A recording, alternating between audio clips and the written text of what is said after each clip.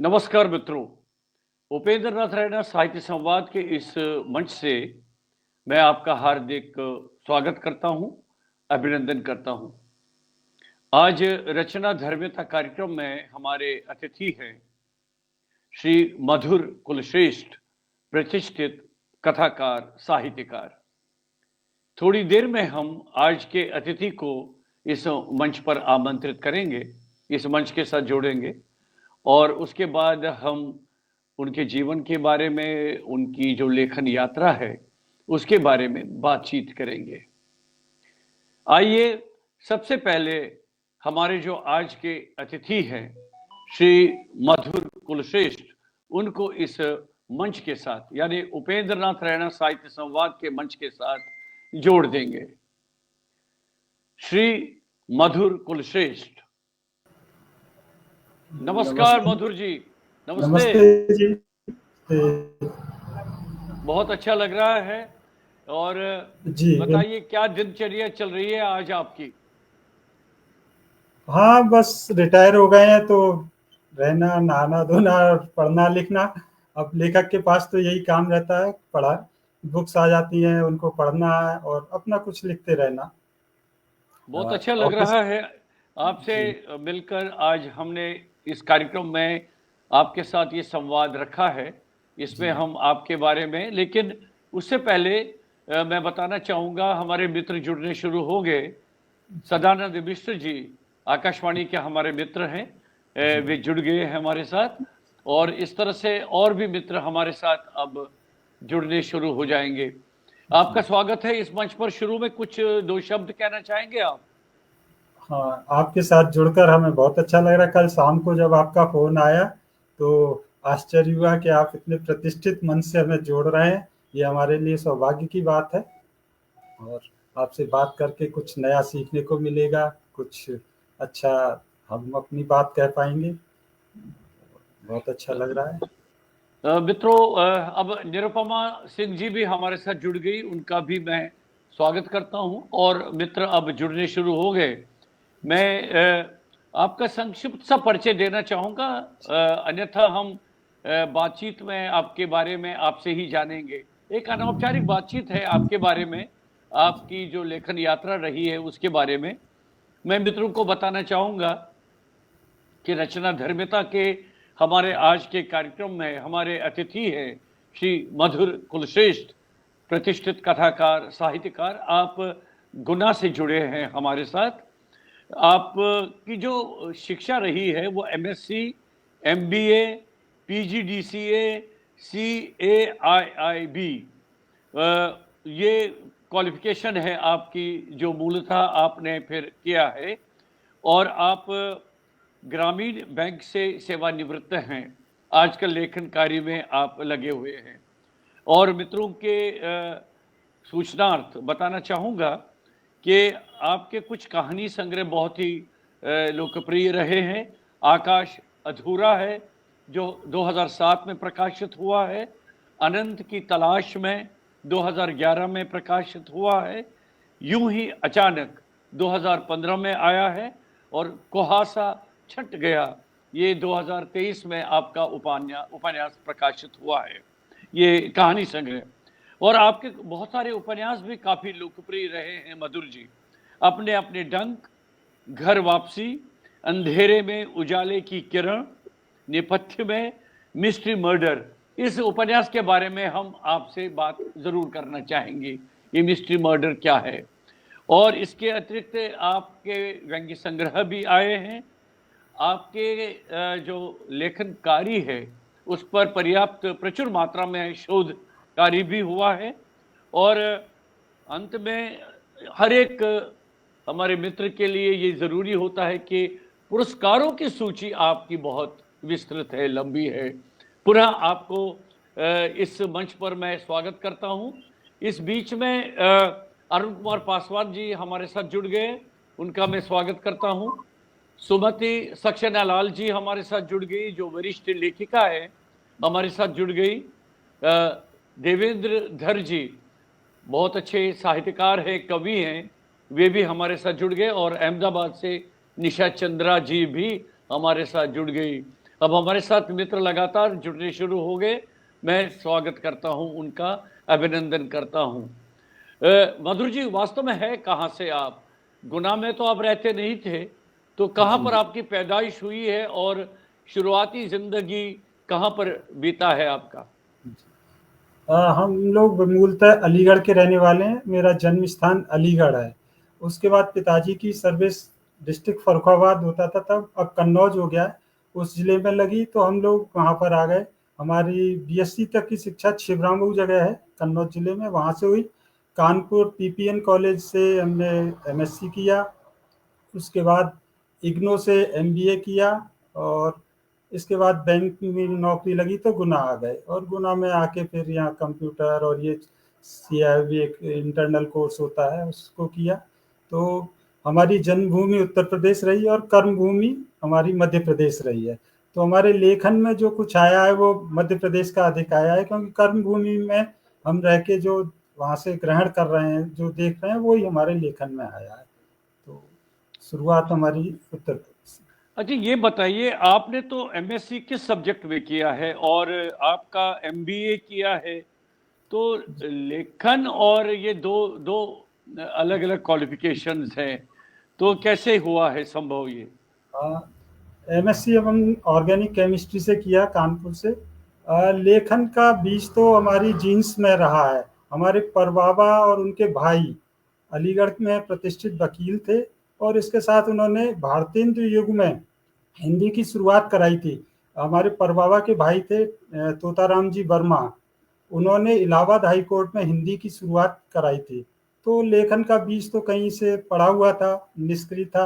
और उसके बाद पिताजी हमारे ब्रजभाषा में लिखते थे और हिंदी में भी रचनाएं करते थे। लेकिन हमारे लेखन की शुरुआत, जो हमारे अंदर जीन्स में बीज पड़ा हुआ था, उसका प्रस्फुटन या कहें जो लेखन हमें दिया, वो हमारे पिताजी की जिस दिन डेथ हुई 91 में नौकरी लगी। उसके बाद हम यहाँ से गुना से जा रहे थे छिबरामऊ, तो जिस दिन रास्ते में थे उस दिन हमारे दिमाग में कंपोजिंग शुरू हुई। तो आश्चर्य भी हो रहा था कि हमने कभी लिखा नहीं और ऐसा कैसे हो रहा है। तो घर पहुंचे तो पिताजी मृत हो चुके थे और उसके बाद से ये लेखन यात्रा शुरू हुई। छोटी मोटी कविताएं शुरू हुई और उसके बाद गद्य में आ गए। तो गद्य में थोड़ा सा प्रोत्साहन और अच्छा लगा, लोगों को पसंद आई रचनाएं, तो फिर गद्य में थोड़ा सा ज्यादा इंटरफेरेंस हो गया। तो तो इस तरह से अक्सर हमने ये देखा है कि कविताओं से हमारे मित्र शुरू उन्होंने किया है, जी। कविताएं लिखी, तो आपका भी लेखन इसी तरह से प्रारंभ हुआ क्या? हाँ, लेखन हमारा, चूंकि जिस दिन पिताजी की डेथ हुई थी तो कविता की कंपोजिंग ही चल रही थी और उनकी याद में हमने फिर एक, चूंकि पूरा लेखन ही पिताजी की देन रहा है, तो उनकी याद में हमने एक गीत कह लें इसको लिखा हुआ है, वो हम आपको साथ भी शेयर कर रहे हैं। सभी उलझने सुलझा लेता हूँ, तुम्ही को बस गुनगुना लेता हूँ। सभी उलझने सुलझा लेता हूँ, तुम्ही को बस गुनगुना लेता हूँ। सूना लगता है तुम्हारे बिना, सूना लगता है तुम्हारे बिना, यादों से दिल बहला लेता हूँ। पिता होकर ही एहसास पाया, पिता होकर ही एहसास पाया, मुश्किलों से हौसला लेता हूँ। तुम नहीं होकर भी पास मेरे, तुम नहीं होकर भी पास मेरे, तुम्हें रग रग में बसा लेता हूँ। तुम्हारे पास का एहसास रहे, कानों में मधुर रमा लेता हूँ, कानों में मधुर रमा लेता हूँ। चूंकि पिताजी ने लेखन दिया तो ये पूरी रग रग में हमारे पिताजी का ही वास है। अंश हम उन्हीं के हैं और लेखन भी उन्हीं का ही है, तो उनको श्रद्धांजलि स्वरूप से लिखा था और समर्पित किया है। मेरा भी पिताजी को सादर नमन, और श्रद्धांजलि के रूप में आपने ये काव्य रचना उनको अर्पित की है, ये जी। तो बहुत अच्छी बात है।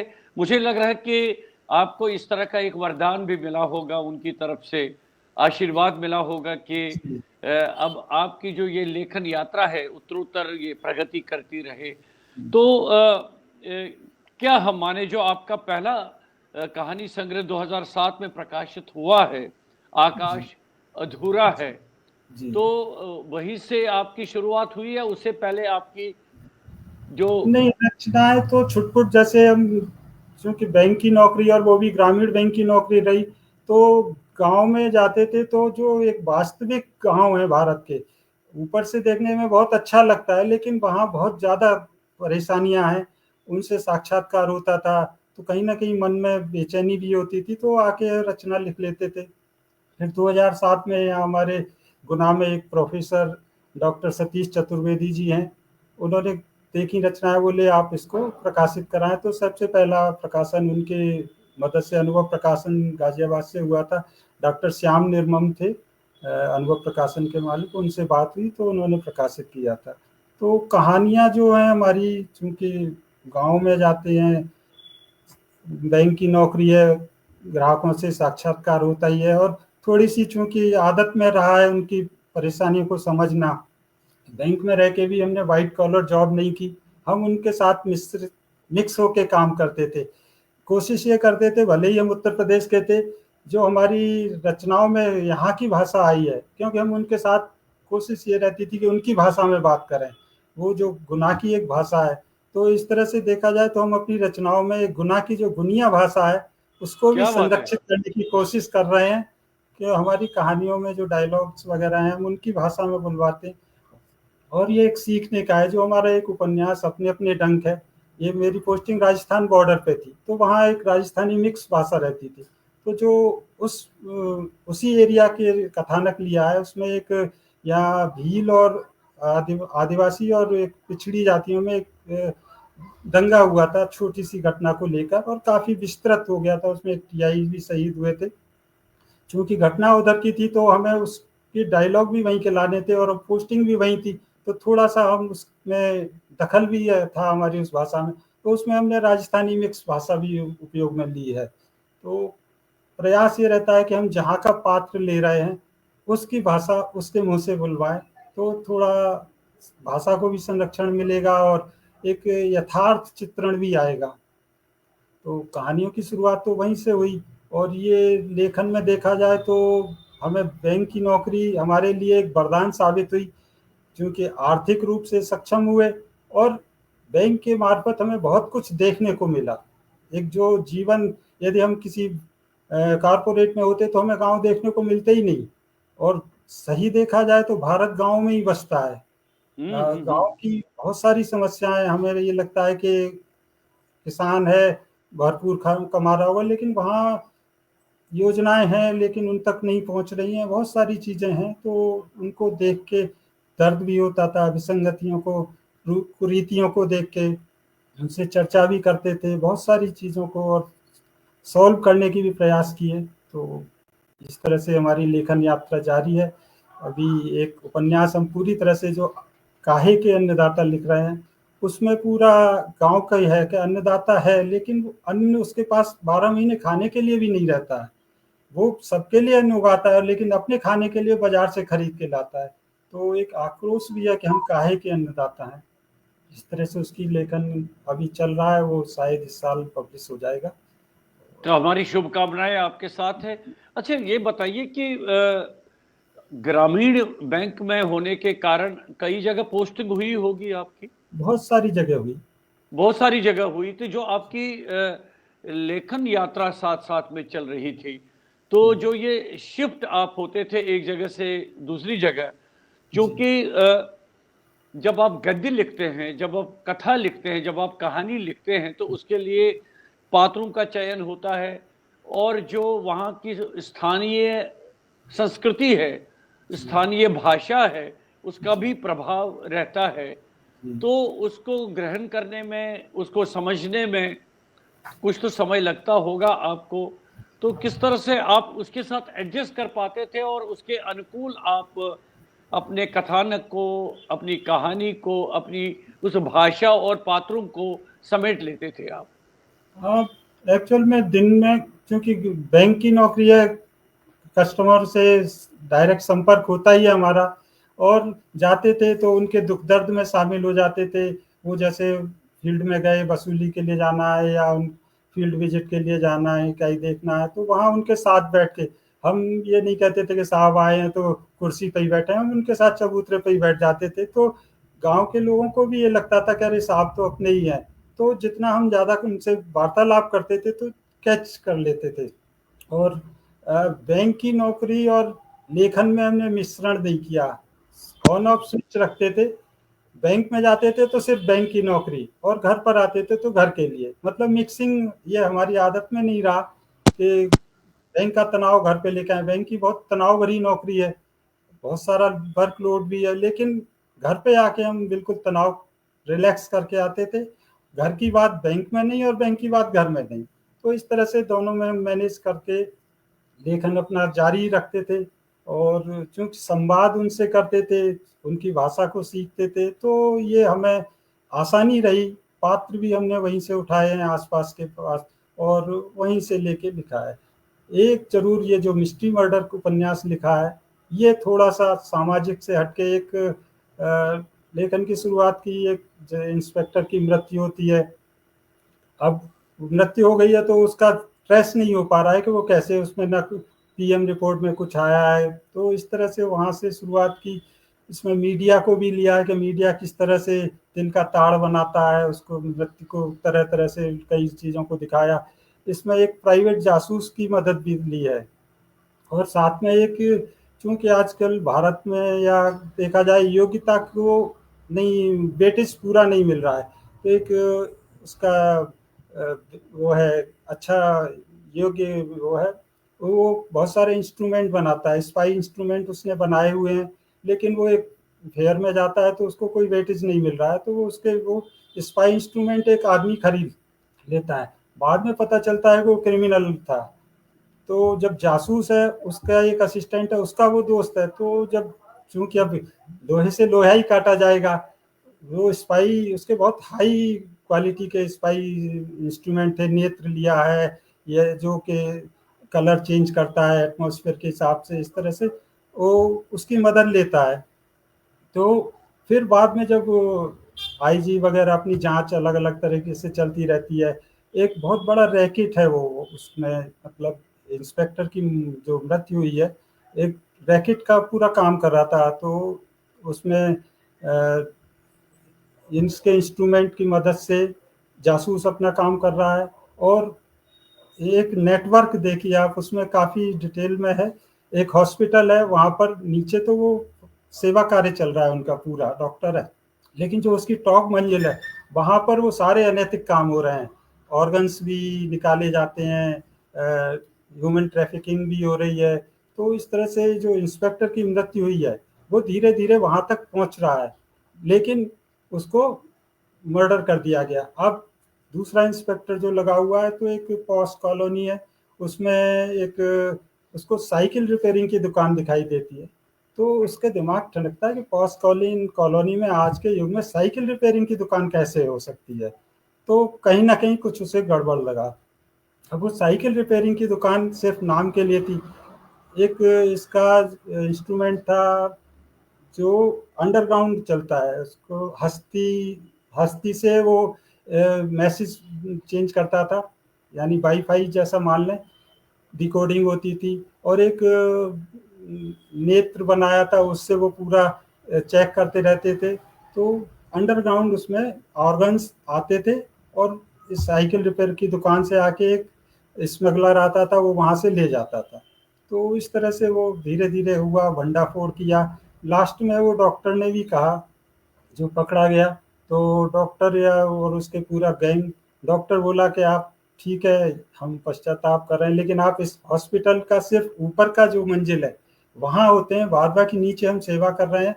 और लास्ट में ये पता चला कि जो इंस्पेक्टर को एक फ्लाई, इसका जो जासूस था, उसका दोस्त जो बनाया, फ्लाई के माध्यम से उसको इंसुलिन की डोज दी, तो हाई डोज इंसुलिन की हो गई। और इंसुलिन का ये करेक्टरिस्टिक्स रहता है कि वो डिसॉल्व हो जाती है, उसके बाद में वो पता नहीं चलता, तो हाई डोज हुई तो उसकी मृत्यु हो गई। और कुछ था ही नहीं, सिर्फ उसके माथे पे जो एक फ्लाई ने पिंच किया था, उसके थ्रू इंसुलिन इंसर्ट कराया और डेथ हो गई। तो फिर धीरे धीरे से इस तरह से पूरे मिस्ट्री मर्डर में टेक्नोलॉजी भी अच्छा, है। अपने पाठकों के बीच में क्या रिस्पॉन्स रहा इसका? क्योंकि मैं इसलिए समझना चाहता हूं अपने मित्रों के लिए भी, आपका जो लिखने का जो आपका जो धारा है आपकी, वो अलग है, और ये मिस्ट्री मर्डर जो है ये जी। आपने अलग तरह से लिया है। जी, तो आप अपनी लीक से थोड़ा-सा हट गए हैं जिस तरह से आपका जी, कथा जी, लेखन है। जी, तो जी। क्या क्या प्रतिक्रिया, क्या रिस्पॉन्स रहा इसका आपके रिस्पॉन्स पाठकों? तो बहुत अच्छा आया है, इसका 3rd एडिशन तक आ गया है। तो इसका अच्छा लोगों ने काफ़ी अच्छा पसंद किया और इसकी जो भूमिका हमने लिखवाई है, वो रिटायर्ड डीआईजी हैं, डॉक्टर किशोर अग्रवाल जी, रायपुर में रहते हैं। तो उनको पढ़ के भी बोले हम लोग जब पुलिस की नौकरी में थे सोचते थे कि इस तरह के इंस्ट्रूमेंट हो, स्पाई इंस्ट्रूमेंट हो तो हमें बहुत आसानी हो जाएगी। आपने पुलिस के न रह के कल्पना से इतनी अच्छी लिखी है, तो काफ़ी उन्होंने भी तारीफ़ की और जो लोग पढ़ रहे हैं उनको भी बहुत अच्छा लग रहा है। तो इस तरह से ये या तो इसको घोस्ट राइटिंग कह सकते हैं कि पात्रों ने ज़बरदस्ती अपने से लिखवा लिया, कल्पना वहाँ तक पहुँच गई। तो ये एक गॉड गिफ्ट भी कह सकते हैं कि एक कल्पना तो के सहारे। आपके परिवार में ही आपकी श्रीमती जी हैं, जो स्वयं एक अच्छी कवयित्री है, जी, बहुत अच्छा पद्य लिखती है। तो जी। उनका क्या रिस्पॉन्स था इस उपन्यास के बारे में? हाँ, वो हमारी हर रचना की प्रथम पाठिका होती हैं और हम उनसे एक प्रथम पाठिका का एक पेज उनके लिए रिजर्व रहता है, वो लिखती हैं। हमें चूँकि एक घर में संस्कृत से और इंग्लिश से वो एमए हैं, बीएड हैं, तो ये एक हमारे लिए प्लस पॉइंट है। एक तो टाँग खिंचाई नहीं हुई। कई जगह जनरली ये होता है कि पति यदि लिखता है तो पत्नी लेखन को हतोत्साहित करती है, या पत्नी लिखती है तो पति हतोत्साहित करता है। तो ये हमारे लिए सौभाग्य की बात रही कि हम दोनों ही लेखन में हैं। हम अपना लिख रहे हैं, वो लिख रहे हैं और हमारी जो प्रूफ रीडिंग है, क्योंकि संस्कृत की अच्छी विद्वान हो रही हैं और संस्कृत की टीचर भी रही हैं, अभी उन्होंने भी छोड़ दिया है। तो हमारी प्रूफ रीडिंग एकदम परफेक्ट हो जाती है। अनुस्वार, हलंत और सारी चीज़ें वो एकदम प्रथम पाठिका है, वहीं के वहीं वो रेक्टिफ़ाई हो जाती हैं और सुझाव दे देती हैं, कहीं उनको ऐसा नहीं लगता है कि यहाँ कुछ दिक्कत है। तो अच्छा, बहुत जब शुरू-शुरू में आपने कथा लेखन की तरफ अपने कदम बढ़ाए, आपको जी। लगा कि अब आप कहानियाँ, उपन्यास ही लिख सकते हैं, तो आप क्या खुद समझते हैं कि किस कथाकार, किस उपन्यासकार, कहानीकार से आप ज़्यादा जिन्होंने आपको प्रभावित किया है आपके लेखन मन को? जनरली बचपन में ये पढ़ाई के टाइम प्रेमचंद जी की कहानियाँ पढ़ते थे।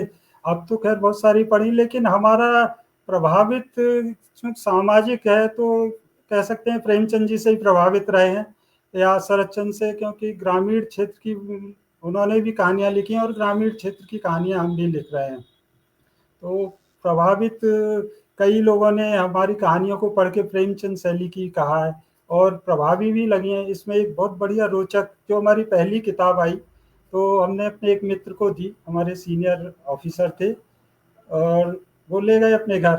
दूसरे दिन आके कहते हैं कि मधुर तुम्हारी किताब तो चली गई। हमने कहाँ चली गई? कि हमारे एक मिलने आए वाले आए थे, इरिगेशन में एसडीओ थे, तुम्हारी किताब मैंने टेबल पे रख दी जाके, तो वो पलटने लगे और मेरे से बात करना भूल गए और वो किताब पढ़ने लगे। आधी पढ़ ली, बोले अब मैं इस किताब को छोड़ नहीं पा रहा हूँ, मैं लेके जा रहा हूँ। तो इस तरह से ले गई। तो ये हमें बहुत अच्छा लगा कि हमारी रचनाओं का इतना सुधी पाठक, तो हमने फिर उनको दूसरी किताब दी। तो पहली किताब से ही लोगों को कहानियाँ पसंद आई, तो फिर इस तरह से उत्साहवर्धन होता रहा और साथ में पुरस्कार मिलते रहे, सम्मान होते रहे, तो एक तरह से हमारे अंदर ऊर्जा बढ़ती गई और लेखन के लिए समर्पण भी बढ़ता चला गया। जो आपका पहला उपन्यास ये कहानी संग्रह 2007 में प्रकाशित हुआ, जी, आकाश अधूरा है, जी। तो इसमें कितनी कहानियाँ हैं और मूल रूप से क्या कौन-सी समस्याओं पर आपने ज़्यादा इस संग्रह को केंद्रित किया है? इसमें भी हैं सामाजिक कहानियाँ और इसमें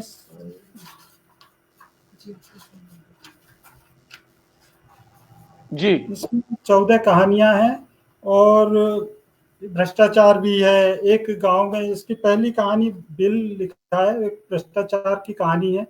इसमें क्या होता है कि जो सरकारी योजनाएँ हैं, बहुत ओवर एस्टिमेटेड करके ली जाती हैं, जिससे कि पर्याप्त पैसा बच जाए ठेकेदार को, अधिकारियों को। तो एक नया सरपंच चुनाव होता है, वो सोचता है, यंग सरपंच है और चूँकि ये हम बैंक में थे, वहीं पे आता रहता था, तो बोला साहब हमने एक बार ये सोची कि हम पूरी ईमानदारी से काम करेंगे, तो एक पुलिया बनाने का ठेका हुआ 2 लाख रुपए का। उसने पुलिया बोले बिल्कुल मजबूत बनाएंगे और ईमानदारी से बनाएंगे, तो वो पुलिया 30-40 हज़ार रुपए में बन गई। अब ऑफिस गया वो, जहाँ से बिल पेमेंट होने थे, तो वहाँ हिस्से की मांग हुई। बोला हम हिस्सा नहीं देंगे, इतने में पुलिया बनी है, ये पैसे वापस ले लो। तो बोले अरे ऐसे कैसे हो सकता है, 2 लाख में पुलिया बनती है, तुम 40 हज़ार में बनने। बोले आप चेक करा लो, उसकी क्वालिटी चेक करा लो, सब कुछ करा लिया। अब वो अपना हिस्सा मांग रहे। वो कह रहा नहीं हमने ईमानदारी से काम किया है और ईमानदारी से ये पैसा शासकीय खजाने में जमा कर दो। अब खलबली मच जाती है कार्यालय में कि ये जब 40 हज़ार में पुलिया बन सकती है तो अगले साल बजट 40 हज़ार का आएगा। अब उसके सारे लोग हाथ जोड़ते हैं कि अरे तुम पूरे 2 लाख रख लो लेकिन बिल 2 लाख के दे दो। ये कार्य प्रणाली पे भी थोड़ा सा कटाक्ष भी हुआ है कि इतना ओवर एस्टिमेट करके चलने के बाद भी क्वालिटी का मेंटेन नहीं रहता है। इसी तरह दूसरी कहानी है, नाक तो ऊंची है। गांव में जनरली ये होता है कि शादी ब्याह के लिए पैसा एक दिखावे में बहुत खर्च करते हैं, तो अब दिखावे में खर्च कर रहे हैं तो वो जमीन गिरवी रखता है, बेचते नहीं है, क्योंकि पता चलेगा लोग कहेंगे "लोग जमीन बेच के शादी ब्याह कर रहा है", तो वो गिरवी रख रहा है। जबकि जो गिरवी रख रहा है ठाकुर, वो कह भी रहा है कि आप तुम 1-2 बीघा जमीन बेच दो, तो वो बोला नहीं साहब मेरी नाक कट जाएगी, आप तो गिरवी रख लो पूरी जमीन। धीरे धीरे करके उसके पूरी जमीन बिक जाती है, क्यों ब्याज तो गांव का 3-5% रहता है, तो इस तरह से वो नाक के लिए उसकी पूरी जमीन चली जाती है। इस तरह की कहानी है इसमें है, और सभी सामाजिक स्तर की कहानियां हैं, मानवीय संवेदनाओं की हैं, और चित्रा चित्रा बचपन भी है। विज्ञापन का जाल है, एक विज्ञापन के जाल में किस तरह से आदमी फंसता है। इसमें एक बच्चा है, आदिवासी है, हॉस्टल में रहता है, आदिवासी आश्रम चलते हैं उनमें। तो वो उसके मन में आई कि हम एक छोटी गाड़ी हीरो को खरीदें। तो अब चूंकि कक्षा 8 में और आदिवासियों में पढ़ाई बहुत कम होती है, तो वो धौंस भी देता है कि इतना कोई पढ़ा है आज तक अपने परिवार में, हमें हीरो को दिलवाओ नहीं तो हम पढ़ेंगे ही नहीं। तो जिद करता है, उसके पिता बैलों से खेती करते हैं, मन मार के वो बैल बेचते हैं और बैल बेच के हीरो को दिलवाते हैं। तो फिर वो बहुत बड़ी शान में विज्ञापन के उस जाल में फंस के जो खेती के काम में आने वाले बैल हैं उनको बेच के हीरो को खरीद लेता है। तो इस तरह की कहानियां सभी समाज की हैं। और दूसरा जो अनंत की तलाश में है, इसमें पहले संग्रह में भी पेंशन है, जीत है। पेंशन जो आजकल सामाजिक सुरक्षा पेंशन है, इसको लेकर कितनी मारामारी होती है उसको लेके लिखी हुई है। नहीं कर्तव्य नहीं, मैं एक बात जानना चाहूंगा आपसे। मेरा पहला सवाल ये है कि जो सामाजिक और पारिवारिक जो विसंगतियां हैं, जी जो समाज में जो कुरीतियां हैं, तो उनको चित्रित करते हुए आपने मैं तो कटाक्ष नहीं कहूँगा, लेकिन आपकी चिंता व्यक्त करते हुए आपने अपने कहानियों का ताना बाना बुना और जी उनको तैयार किया है।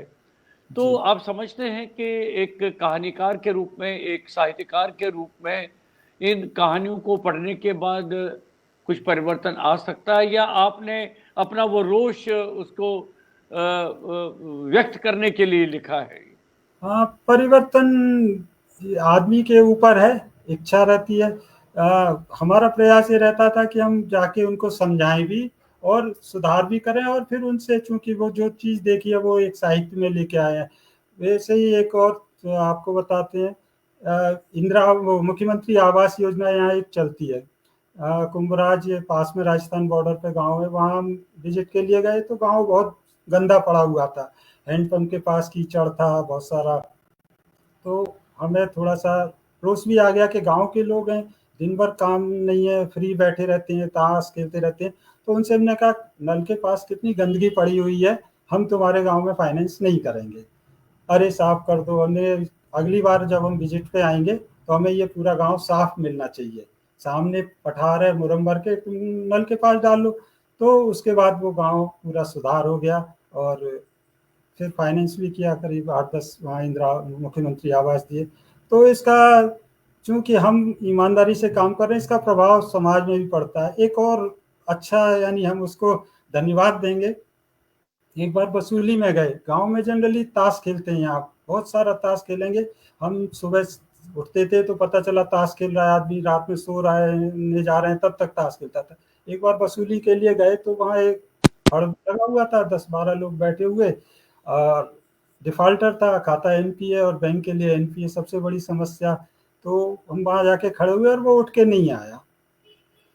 चपरासी मैसेंजर जाता था साथ में, बुला के भी लाया, बोला नहीं साहब वहीं यहीं आ जाएं। तो इतनी फिर हमें थोड़ा सा गुस्सा आ गया। हमने उससे कहा कि तुम एक तो कर्जा लेके दे नहीं रहे हो और ताश खेल रहे हो बैठ के, ये कोई काम है क्या तुम्हारा?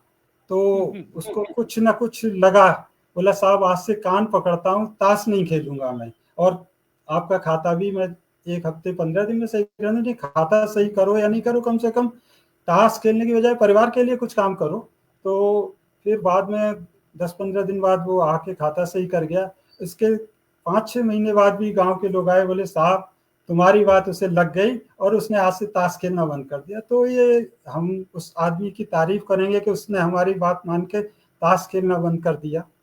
और चूंकि एक बहुत हमने कई व्यंग में भी लिखा हुआ है ताश खेलना, खेलते रहते हैं कोई काम नहीं करते हैं, तो इस तरह से सुधार हुआ। तो ये तो ईश्वर। आपने कहानियां भी लिखी है, उपन्यास भी लिखे हैं आपने, और जी अब 2007 से जो आपका पहला कहानी संग्रह आया और 2025 तक की जो यात्रा है, जी तो कई बदलाव आ गए, कई पड़ाव आ गए, जी दृष्टिकोण बदल गया, लिखने जी का तौर तरीका बदल गया, और पाठकों तक पहुंचने का भी अलग तरीका, जी उसमें भी बहुत सारे बदलाव आ गए। जी मैं इस तरफ संकेत करना चाहता हूं कि आजकल अब सोशल मीडिया का ज़माना आ गया। जी यानी आपने कहानी लिखी या कविता लिखी या कोई रचना लिखी, तुरंत सोशल मीडिया में आके वो पाठकों पर तक पहुँच जाती है। जी जी तो जब वो पुस्तक के रूप में आ जाता है, तो उसकी जो ताज़गी होती है, जी उसका जो ताज़ापन होता है आपकी रचना का, जी जी। तो उस पर कितना प्रभाव पड़ता है? मधुर जी, आपसे जानना चाहूँगा। चूंकि सोशल मीडिया ने एक प्लेटफॉर्म दिया है। पहले क्या होता था, किताब छपवाने में बहुत सारे पापड़ बेलने पड़ते थे, अपनी रचना को पब्लिक तक पहुंचाने के लिए बहुत मुश्किलें आती थी, लेकिन सोशल मीडिया ने ये एक अच्छा प्लेटफॉर्म दिया है। और चूंकि परिवर्तन है तो विषय भी बदले हैं, और कहानी या जो भी रचना है वो तुरंत जाके प्रभावी हो जाती है, अच्छी लगती है। तो ठीक है, पुस्तकों के पाठक अपनी जगह अलग हैं। हर आदमी सोशल मीडिया से पढ़ने में नहीं उतना ईजी महसूस करता है, लेकिन किताब की जो एक खुशबू होती है, महसूस करता है जो आदमी किताब पढ़ के, वो अभी भी सोशल मीडिया का टाइम में भी अलग ही है उसकी आती है।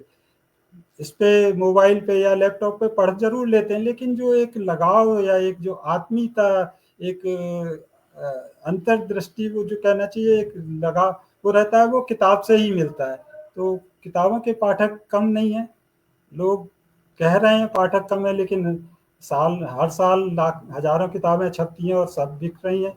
नए नए प्रकाशक हो रहे हैं। एक प्रकाशक से ने कहा भी है, एक तरफ कहते हो किताबें छप नहीं रही हैं और हम हर रोज देख रहे हैं कि नए प्रकाशक आ रहे हैं, तो ये कहाँ से हो सकता है, संभव नहीं है। तो वो हंसने लगा, बोला अरे साहब ये तो हमारा धंधा है। ये ठीक है, अच्छा है, लेकिन कम से कम झूठ मत बोलो कि किताबें नहीं बिक रही हैं। किताबें बिक रही हैं तभी तो प्रकाशक बढ़ रहे हैं। तो इस तरह से सोशल मीडिया ने लेकिन प्लेटफॉर्म दिया है। मठाधीश थे जो, उनका वर्चस्व तोड़ दिया है। और रचना आती है तो तुरंत प्रतिक्रिया आ जाती है, हालांकि उसमें आधी प्रतिक्रिया क्षणिक होती है, वो ऊपरी तौर पे होती है। जो रचना के गहरे यानी पाठक हैं सही, वो फिर बाद में प्रतिक्रिया देते हैं या फोन करते हैं। तो अच्छा, और विषय भी तो बदल गए हैं। पहले अच्छा, विषय। मेरा मेरा एक और जिज्ञासा है जो मैं आपसे जानना चाहूंगा कि पहले एक बहुत अच्छी स्वस्थ परंपरा थी समीक्षा की, जी आलोचना की, जी और समीक्षक भी वैसे ही होते थे जो सही मायने में जी रचनाओं की, पुस्तकों की समीक्षा आपके सामने रखते थे, जी और आपको लगता था कि हाँ, इसमें ये कमी है, इसमें ये अच्छा हुआ है, या जी कितनी सुधार की आवश्यकता है। जी, तो आपको लग नहीं रहा है कि अब हर एक लेखक स्वयं ही समीक्षक भी हो गया, या जी, और खुद ही पाठक हो गया, खुद ही जी, जी। लेखक रह गया? वो समीक्षा की एक जो स्वस्थ और स्वच्छ परंपरा थी, जी। उसको उसका अभाव है अब। अ, हैं अभी भी अच्छे समीक्षक हैं, लेकिन ये है कि अब मेरे पास जो आती हैं समीक्षा के लिए किताबें, तो हम उसको पढ़ते हैं पूरा गहराई से और उसके बाद अपने हिसाब से पुस्तक के बारे में अपने शब्दों में लिखते हैं और जो कमी है उसको इंगित ज़रूर करते हैं। लोगों को बुरा लगे लग जाए, लेकिन चूँकि एक समीक्षक निष्पक्ष होना चाहिए, तो कोशिश ये रहती है कि वो निष्पक्षता ज़रूर उसमें रहे। और अच्छे समीक्षक भी हैं, जैसे अभी हम एक समीक्षा की किताब पढ़ रहे थे दिलीप कुमार पांडे जी की, उन्होंने भी अच्छी समीक्षा की है। एक अजित कुमार राय जी हैं, उनकी समीक्षा ललित निबंधात्मक है, उनकी किताब पढ़ के एक अलग अनुभूति और आनंद आता है। तो वो समीक्षक और आलोचक अच्छे हैं। अ, अपने ऊपर है कि हम कितना ग्रहण कर रहे हैं या बुरा लग जाता है। आजकल फेसबुक पे भी देखते हैं कि किसी ने थोड़ी-सी कमी बता दी तो उसको अनफ्रेंड कर देते हैं, तो ये अपने ऊपर है। इसमें हम पहली बार जब एक भोपाल में हमारे लेखक संघ की गोष्ठी हुई थी, उसमें जो हमने कहानी पढ़ी, तो जो समीक्षक बैठे हुए थे, प्रकांड अच्छे कहानीकार हैं, उनको शायद पसंद नहीं आई, उन्होंने बहुत कड़ी आलोचना कर दी उसकी। तो खराब, चूँकि हम पहली बार गए थे और 2007-8 की बात ही होगी, नए तो खराब लगा। तो जो एक लेखक संघ के हमारे अध्यक्ष थे बटुक चतुर्वेदी जी, उन्होंने हमें अलग से बुला के बोले कि आलोचना हुई है, अच्छी बात है, कहानी तुम्हारी बहुत अच्छी है, इसको बुरा मत मानना। हो सकता है उनको नहीं समझ में आई हो, अपनी लेखन प्रक्रिया जारी रखना। तो हमने कहा नहीं, ये एक अच्छी बात है। फिर दोबारा अभी कहानी पढ़ने गए तो फिर उन्होंने वही आलोचना की, तो हमने उसको बड़ी सहज ढंग से ली। एक आलोचना है तो हमें अपने अंदर सुधार करने की रास्ता भी तो मिलता है कि कहाँ कमी है हमारी। हम लिख रहे हैं तो अपना अच्छा ही अच्छा समझ के लिखेंगे, लेकिन जब पाठक पढ़ेगा या आलोचक देखेगा उसकी दृष्टि अलग होगी, वो कमियों को निकाल के लाएगा। तो एक लेखक के लिए आलोचना और समीक्षा बहुत ज़रूरी है, एक तभी उसमें सुधार की संभावना है। तो जो पुस्तकों का प्रकाशन है, जी। उसका जो कहते हैं ना कि उसकी प्रक्रिया में बहुत बदलाव आ गया अब। जी, पहले जी। मैंने जो ये देखा है, महसूस किया है, पहले जी, प्रकाशक लेखक से पुस्तकें माँगते थे, जी, जी। और जो साहित्यकार होते थे, उनके पीछे पड़ जाते थे कि आप अपनी पुस्तक, जो आपकी पांडुलिपि है, उसको जी, तैयार करके हमें दे दीजिए, और होड़ लगी रहती थी प्रकाशकों के बीच जी, में कि जी, इस साहित्यकार की पुस्तक मेरे प्रकाशन से ही आ जाए, जी, मेरे टाइटल से आ जाए। लेकिन अब जो ये देखा जा रहा है, ये अनुभव किया जा रहा है जी, कि अब साहित्यकार ही प्रकाशकों के पीछे-पीछे भाग रहे हैं, तब भी जी, बहुत कठिनाइयाँ आ रही है। जी, कुछ अपवाद छोड़कर, जी, कुछ जी, अपवाद छोड़कर। जी। तो आपका व्यक्तिगत अनुभव क्या है? क्या ये हाँ, संकट है? क्या प्रकाशन की संकट है क्या इस समय? मैं हाँ, प्रकाशक ये नहीं कह रहा हूँ, मैं जी, प्रकाशन का संकट कह रहा हूँ। जी, जी। बाज़ार है, बाज़ार में डिमांड एंड सप्लाई का रूल लागू होता है हर जगह। पहले सप्लाई कम थी, डिमांड ज़्यादा थी, तो इसलिए प्रकाशक लोग अपनी रचनाएँ माँगते थे। अब चूँकि एक अभिव्यक्ति का माध्यम मिल गया है आदमी को, लेखक व्हाट्सएप हो गया, जो मन में आया लिखा, तो अब लेखक बढ़ गए हैं, यानी सप्लाई बढ़ गई है, डिमांड कम हुई है, तो कहीं न कहीं इसका असर तो प्रकाशन प्रक्रिया पे पड़ेगा ही पड़ेगा। क्योंकि हर एक के अंदर अपने नाम को लेके कि हमारा कुछ नाम हो, 4 लोग जानें, एक उत्कंठा, एक मानवीय स्वभाव है। इसके चक्कर में एक जो छपास की भड़ास है, उसके लिए आदमी ये सोचता है कि हम छप जाएँ कैसे भी, कुछ भी हो जाए। और उसका चूँकि आदमी जब लुटने को तैयार बैठा है, तो लूटने के लिए तो आदमी क्यों चूकेगा? ऐसे कई प्रकाशन के मामले भी आए हैं, जहाँ लोगों ने लाखों रुपए खर्च किए हैं और किताब छपवाई है। तो ये सप्लाई ज़्यादा होने के कारण ऐसा हो रहा है, और बाज़ारवाद तो हावी है ही है। हर चीज़ बाज़ार हो गई है, तो प्रकाशन भी इससे अछूता नहीं रह सकता। परिवर्तन है, चलता है ये। तो आपकी जो लेखन प्रक्रिया है, जब आप कोई कहानी या उपन्यास को लिखना शुरू करते हैं और उसको अंत तक पहुंचाते हैं, वैसे उपन्यास के कितने ड्राफ्ट बनते हैं आपके लगभग? ये थोड़ा-सा हम इसको गॉड गिफ्ट कहेंगे कि हम ड्राफ्ट नहीं बनाते हैं।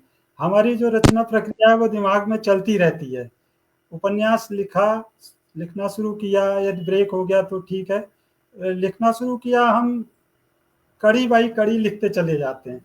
ये मिस्ट्री मर्डर का ही जैसे बात करें तो इसको शुरू किया था करीब 5-6 साल पहले, बीच में डिस्टर्बेंसेस आ गए, छोड़ दिया।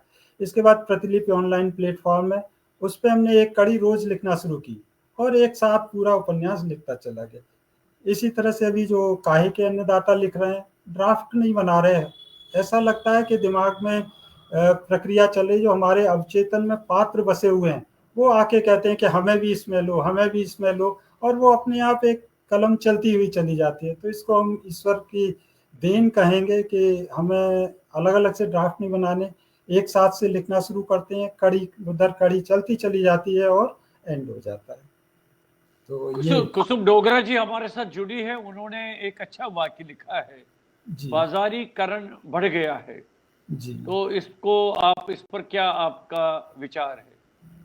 हाँ, बाज़ारीकरण तो हर चीज़ का ही आ गया है, आज हमारे बेडरूम में ही बाज़ार आ गया है। और जब से ये इंटरनेट आया है, तब से तो जो हम नहीं जानते हैं अपने बारे में, वो पूरा नेट जानता है। हमारी आदत, हमारी हैबिट्स, उन सब का वो इतना ऑब्ज़र्व करता है, तो बाज़ार तो घुसा दिया गया है। हम यदि किताब सर्च करेंगे तो किताब के तमाम विज्ञापन आने लगेंगे। हम यदि गारमेंट्स सर्च करेंगे, गारमेंट्स तो बाजारीकरण तो हुआ है। और साहित्य भी बच नहीं सकता है बाजारीकरण से। साहित्य में भी बाजारीकरण की मतलब जो गालियाँ हैं, अश्लील शब्द हैं, वो सब आने लगे हैं। और चूँकि परिवर्तन है, तो इसको सहजता से भी ले रही है पब्लिक, ऐसा भी नहीं है। चूँकि आजकल तो सनसनी फैलाने का मामला है। मैं मीडिया चैनल टीआरपी बढ़ाते हैं, इसी तरह साहित्यकार लोग कुछ सनसनी फैला के अपना नाम करना चाहते हैं। तो बाज़ार से बच नहीं सकता है आज भी। तो जब आप कोई रचना पूरी करते हैं लिखने में, उसका लेखन आप पूरा करते हैं और जी। प्रकाशन के लिए भेजने से पहले आप अपनी श्रीमती को दिखाते होंगे। बिल्कुल, तो बिल्कुल। तो क्या क्या मतलब कितनी बार आपको चेंज करना पड़ा या फाइनल उन्होंने अप्रूव करके आपको आप भेज नहीं, देते हैं? वो जहाँ भी ग्रामेटिकल मिस्टेक होती हैं या प्रूफ की गलतियाँ होती हैं, वो सुधारती हैं। बाद बाकी जहाँ यदि उनको लगता है कि यहाँ आक्रोश में छोटी-मोटी गाली या साले जो लिख दिया, तो उसको वो हटवा देती हैं। क्योंकि साहित्य में मेरा भी मानना है कि साहित्य में भाषा संयत होनी चाहिए। और हम जो लिखें, उसका दुष्प्रभाव नहीं पड़ना चाहिए पब्लिक पर। भले ही प्रभाव पड़े या ना पड़े, लेकिन दुष्प्रभाव तो ना पड़े कम से कम। तो वो सुधार ज़रूर कराती हैं और ये हम बहुत भाग्यशाली हैं उनके लिए। नहीं, नहीं, नहीं, मैं यहाँ पर थोड़ा-सा आपसे और स्पष्टीकरण चाहूँगा। जी, जैसे आपने जी, कुछ शब्दों का यहाँ पर प्रयोग किया कि वो हटवाती हैं।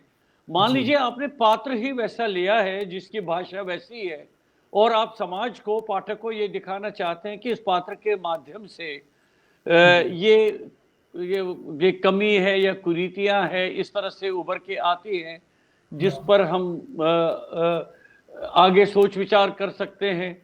तो क्या वो आपको लग रहा है कि वो गलत नहीं, है फिर क्या? हम अपना जस्टिफ़िकेशन देते हैं कि हमने इसको इसमें क्यों लिया है। और वो चूँकि एक स्वस्थ डिस्कशन होता है, जहाँ पूर्वाग्रह किसी के नहीं है, वो मानती हैं ठीक है, अच्छा है, यदि ये बात इसकी डिमांड है तो लिखना है, उसको लिख देते हैं। या जैसे अ, दूसरी भाषा जी। के शब्द हैं, जहाँ भी उसको दिखाना है कि हाई स्टेटस वाला है, तो इंग्लिश के शब्द यूज़ करते हैं। तो फिर आपस में डिस्कशन करके इस तरह से संशोधन प्रक्रिया कर लेते हैं। तो वैसे अजय शर्मा जी, आपका स्वागत है। आपने भी कहा है कि साहित्य में भाषा संयमित होनी चाहिए, बहुत सुंदर बात। वो तो ठीक है, बढ़िया है। जी, लेकिन जिस हिसाब से आप पात्रों को बुनते हैं, पात्रों को चुनते हैं और जी, उनके माध्यम से आप अपनी कथा को, अपने कथानक को, अपनी स्टोरी को आगे बढ़ाते हैं, तो अब ऐसा है कि एक संस्कृत का विद्वान है, तो आपने ऐसे पात्र को लिया है कि वो तो उस तरह से सुसभ्य भाषा में बात नहीं करेगा, जी, क्योंकि जी, आप दिखाना चाहते हो, कंट्रास्ट में दिखाना चाहते हो इस जी, पात्र और उस पात्र की भाषा में, उसके जी, जी, व्यवहार में, जी, उसके चाल-चलन में क्या अंतर है। तो जी, निश्चित रूप से आपको उस भाषा का प्रयोग करना पड़ेगा। ख़ैर, हाँ, ये तो बहुत ही चर्चा का विषय है। जी, ये बताइए कि बातचीत तो हम आगे जारी रखेंगे। जी, अपने जो आपका लेटेस्ट उपन्यास है, उसमें से एक अंश हमें आप इस मंच पर सुनाना चाहेंगे? अच्छा लगेगा हमारे मित्रों को भी। जी। अच्छा, ये जो आक्रोश की बात है भाषा की, तो ये हम जो अभी उपन्यास लिख रहे हैं उसका शुरुआत से ही सुना देते हैं। काहे के अन्नदाता, काहे के अन्नदाता, कैसे अन्नदाता, हमें तो भिखारी बनाकर रख दओ है। रोज-रोज बैंक, तहसील और मंडी के चक्कर लगाए-लगाए के पैरन में छाले पड़ गए हैं, पर अबे तक हमारे खाते में कोई पैसा नहीं आया। फसल बेचते हैं तो उसका पैसा नहीं आया है तो वो बार-बार चक्कर लगा रहा है। चूँकि बैंक में नहीं आया, बैंक जा रहा है, मंडी में जा रहा है तो वो परेशान है। वो बड़बड़ाता हुआ आता है तो उसकी बीवी बोलती है, "का भौ, काहे मन ही मन बड़बड़ाए रहे हो? कहू से लड़भेड़ आए का?" भरोसा की मनस्थिति को भांपते हुए रमको ने पति को उल्हा ना दिया। "अब तू तो चुप ही कर जा, मेरो दिमाग वैसे ही खराब है रहो है, ज़्यादा चपड़-चपड़ करी मत करी, नाय तो कछु उल्टो सीधो है जाएगो।" भरोसा एकदम से फट पड़ा। मौन का अस्त्र भयंकर से भयंकर वाक शस्त्रों को विफल कर देता है।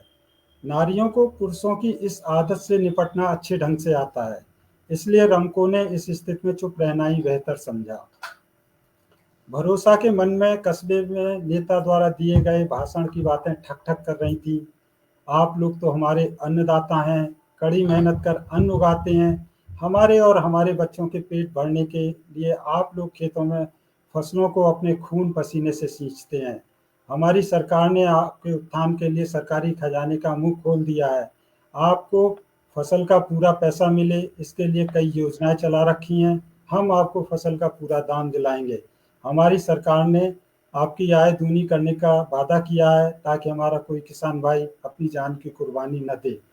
हमारे राज्य में किसी भी किसान भाई को आत्महत्या नहीं करने देंगे। आप तो हमारे अन्नदाता हैं, अन्नदाता हैं।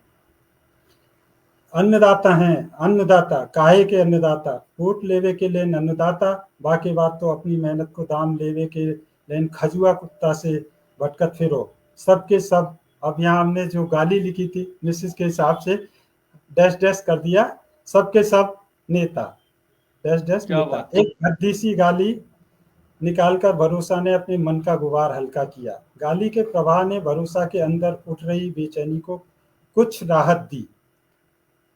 अब यहाँ यूज करनी पड़ी है गाली। साले, जो नेता 5 एक साल में एक बार वोटन की भीख जैसी मांग में आ जाते हैं और फिर 5 साल के लिए हमारी हालत अहिल्या जैसी करके सबन की ठोकर खाए के लिए छोड़ देते हैं। तब तो राम जी ने अहिल्या को उद्धार कर दो हो तो, पर अब तो कलयुग है। दांत खिसखिसाते हुए एक बार फिर से भरोसा बड़बड़ाया। उसका गुस्सा अभी भी कम नहीं हुआ था। इन नेतान की हालत तो उन बीचई के लोगन जैसी है गई है जो ना गरीब देखें ना अमीर, जो जबरदस्ती छीन झपट्टा करके मांग मूंग के ले जाएं और बाद में दारू गुट्टा करके खूब ऐश करें। साले नेता कथरी ओढ़ के घी पी रहे हैं। कथरी यहाँ जो एक पुराने कपड़ों से मिलके रजाई बनाते हैं ठंड में बचने के लिए, उसको कथरी बोलते हैं।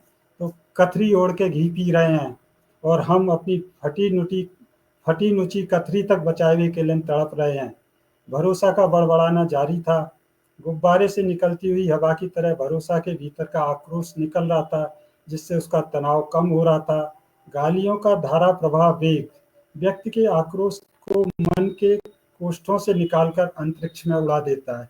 एक क्या गालियों बात है! पे क्या बात है! चर्च भी हुई थी कि हम अपने गालियां दे के अंदर के आक्रोश को शांत कर देते तो हैं। ये उपन्यास कब तक आ रहा है आपका? ये उपन्यास हम प्रयास में हैं कि फरवरी माह तक लिख के कंप्लीट कर देंगे, फिर प्रकाशक प्रक्रिया में हो सकता है इस साल तक आ जाएगा ये इस साल तक, यानी पूरा साल हाँ, लग जाएगा। हाँ, अभी ये प्रकाशन प्रक्रिया में कितना टाइम लगेगा, प्रकाशक कौन होगा, ये तरह देखते हैं, नहीं तो ऑनलाइन प्लेटफॉर्म से प्रकाशित कर देंगे। अच्छा, मधुर जी, आपके जो कथा साहित्य है उस पर काफी शोध भी हो चुका है, जी, तो जी। किस तरह का, कहाँ कहाँ पर ये हुआ है?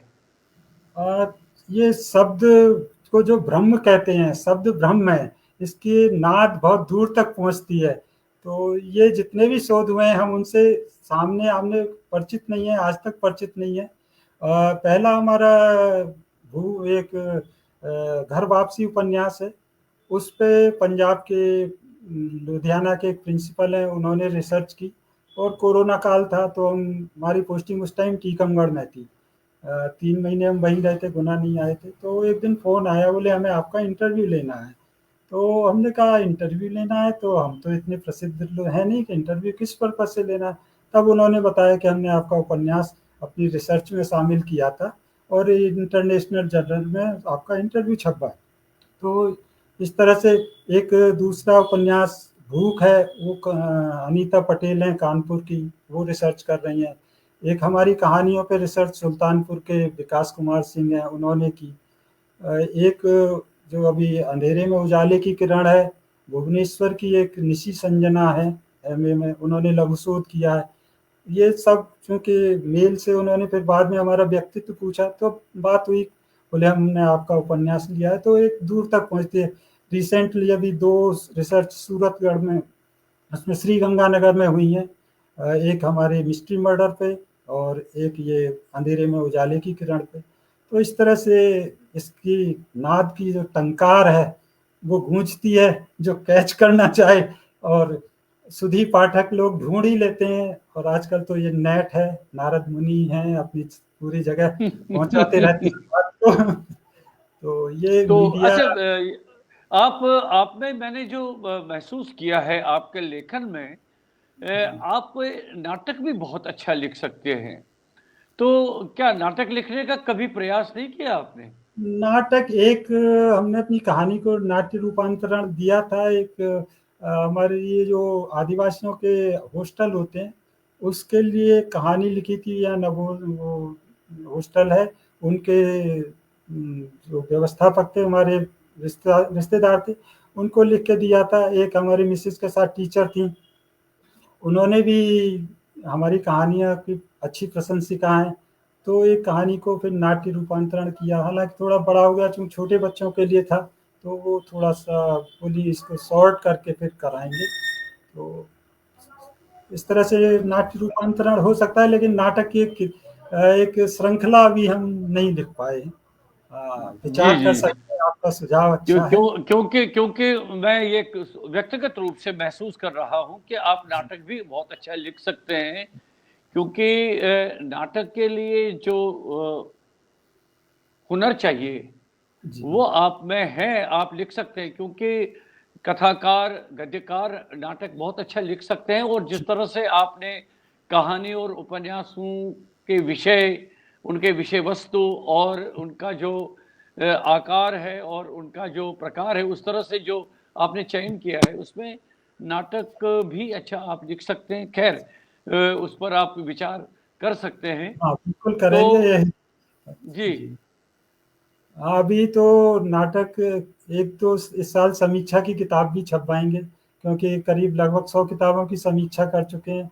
तो हमारा प्रयास है कि जो हमने लिखा है वो कम से कम उस लेखक तक हम अपनी किताब भी पहुँचा दें, तो थोड़ा-सा अच्छा लगेगा। जी।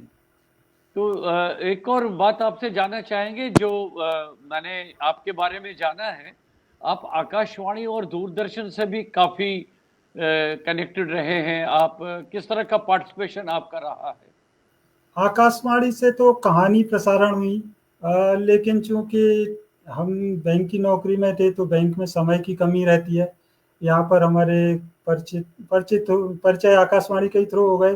कहानी वो बोले हमें कहानियाँ नहीं मिलती हैं, आप तो संडे के दिन भी आ जाओगे तो हम रिकॉर्डिंग कर लेंगे। लेकिन मेरा स्वभाव ये नहीं है कि किसी से मित्रता करें और उसका अनावश्यक दोहन करें। तो हमने उनसे कहा कि नहीं, आप जब भी हमें बुलाएँगे वर्किंग डे में बुलाएँ, क्योंकि छुट्टी के दिन यदि आप पूरा सेटअप जमाएंगे तो दूसरे लोगों को, इंजीनियर्स वगैरह को भी आना पड़ेगा। लोग ये कहेंगे कि दोस्ती बना के फायदा उठा रहे हैं, वो मेरी आदत में नहीं है। आप बुलाएंगे, हम आ जाएंगे, छुट्टी ले लेंगे उस दिन की। तो इस तरह से कहानियों की रिकॉर्डिंग हुई। एक हमारी कहानी पानी थी, पानी की समस्या जो आज हो रही है, ये आज से हमने 25 साल पहले ही लिख दी थी कि नदियों का प्राइवेटाइजेशन, कल्पना की है कि प्राइवेटाइजेशन होगा। तो वो कहानी हमारी मध्य प्रदेश और छत्तीसगढ़ से पूरी प्रसारित हुई थी। और अभी रिटायरमेंट के बाद ही, हमारे रिटायरमेंट 31 तारीख को हुआ, दूरदर्शन भोपाल की टीम पूरी घर पर आई, हमारा इंटरव्यू लिया, जिस तरह से आप ले रहे हैं। इस तरह से फ़ोन आया उनके डायरेक्टर का, बोले हम आपका इंटरव्यू लेना चाहते हैं। अगले दिन हमने रिटायरमेंट पार्टी रखी थी गुना के लिए, तो चूंकि अब इतनी बड़ी अपॉर्चुनिटी मिल रही थी तो हमने कहा आप आइए।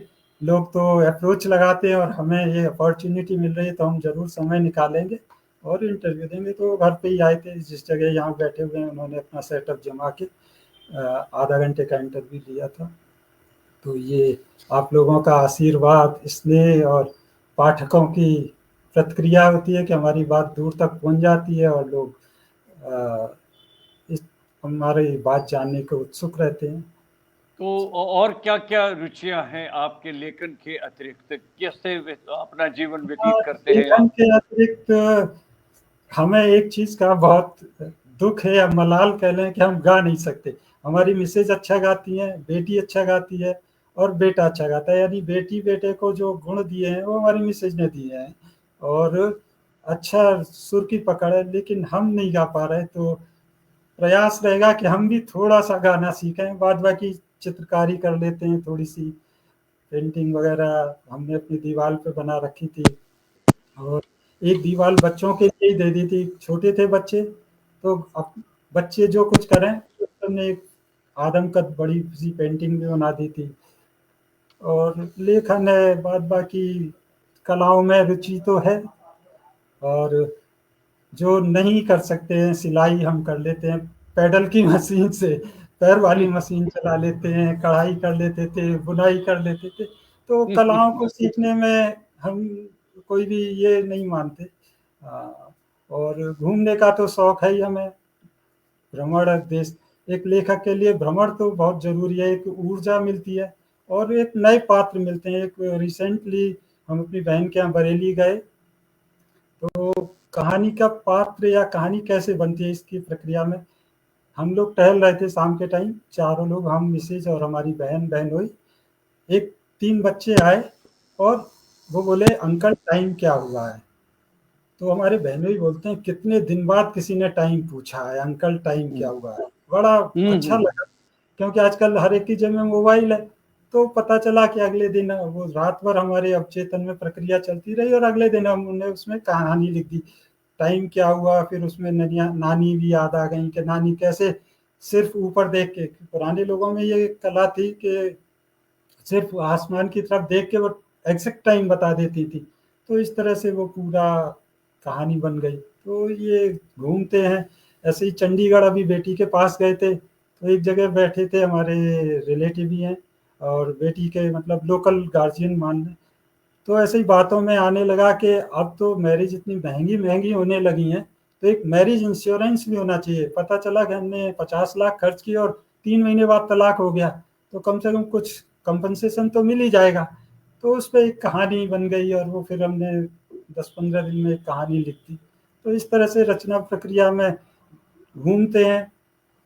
जैसे अप डाउन करते थे बस में, साइलेंट लिसनर हैं, लोग बात कर रहे हैं, तो कई कहानियों के पात्र और कहानियों के बिंदु हमें वहाँ से मिल गए। तो ये एक लेखक के लिए ज़रूरी है कि नई संस्कृति, नए लोगों से मिलता रहे। तो मिलते हैं, पात्र भी तो मिलते हैं आज। आपकी आपकी रचनाओं, आपकी कहानियों का अन्य भाषाओं में अनुवाद भी कुछ हुआ है क्या? हाँ, एक हमारी लघु कथा का मराठी में अनुवाद हुआ था, बाद बाकी तो नहीं हुआ अभी। हाँ, एक बार पाकिस्तान से ज़रूर फ़ोन आया था किसी उर्दू राइटर का कि हम आपका अनुवाद करना चाहते हैं। चूँकि अब पाकिस्तान आ गया था, तो हमने कहा आप रहने दो, क्योंकि मामला इस टाइम खटाई में है, हम नहीं दे सकते अनुमति। चलिए कैसा बहुत क्या? अच्छा लगा। बहुत अच्छा लगा, बहुत सारे मित्र हमारे साथ इस बीच में जुड़े रहे। तो सभी को मेरा नमस्ते। मेरा आपसे आग्रह है कि जी, बाद में आप कमेंट्स देखिए, उनका उत्तर आप दे दीजिए, बहुत अच्छा लगेगा। जी, और जी। अंत में क्या कहना चाहेंगे आप? कुछ ऐसी बात रही कि जो आप अभी तक इस कार्यक्रम के माध्यम से अपने मित्रों तक नहीं पहुंचा पाए?